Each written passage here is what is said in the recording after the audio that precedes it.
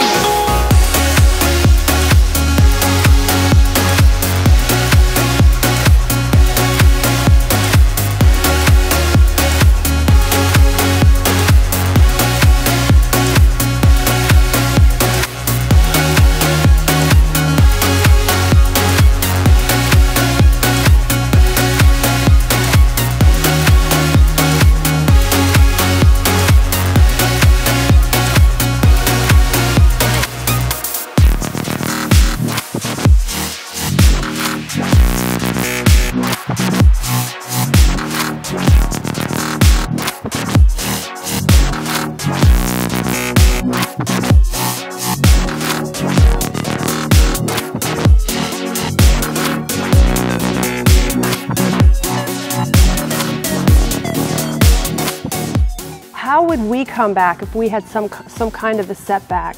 What would psychologically it take for us to come back? I know with these athletes, when they get an injury, psychologically they go through different phases of that injury. They go through first denial, and then they go into oftentimes anger because they're angry and upset that they've had this injury and they have to stop playing. And then a lot of times they'll go into a depression, and then eventually they just accept the injury, accept what's happened, and say, you know what, I'm gonna just work at getting better. I'm going to take the time that it takes to get better, and they just psychologically have to adjust. And I think the same thing holds true with you and I when we have a setback in life. We find ourselves asking questions like, what's next? How am I gonna get out of this? Will my life ever be the same? Will I ever feel better again? And so I just want to talk to you a little bit about some of the thoughts that I think about when I'm here at the gym. Basically, if you've ever had a setback in life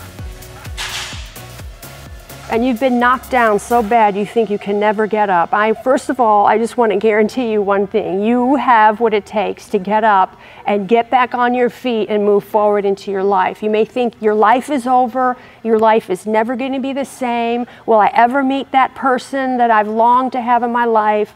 Or my husband just divorced me, and will I ever find true love again? Or you've experienced a death in your family. How am I ever going to get back? How am I ever going to feel better? Well, first of all, I just want to encourage you that number one, the best thing and the most important thing that you can do is look to God. Just look at Him. The Bible says in Psalms 121 that I will lift up my eyes to the hills from whence cometh my help. My help comes from the Lord who made heaven and earth. I would encourage you to draw your strength from God, look to Him. When I think about looking to God, like that psalm says, looking to God means it's like a prayer posture. You're looking to Him and you're looking away from the circumstances, you're looking away from that injury, and you're making a decision. God, I'm going to make you Lord over this situation, and I'm looking to you to help me out of this. Number two, what would you do after that? Because it's more than just looking to God. You have to have some action steps that will go with that. Well, if you're looking to Him for strength, where is that strength going to come from? Your help comes from the Lord. Well, where does that help and that strength, where is it deposited? Well, it's deposited on the inside of you.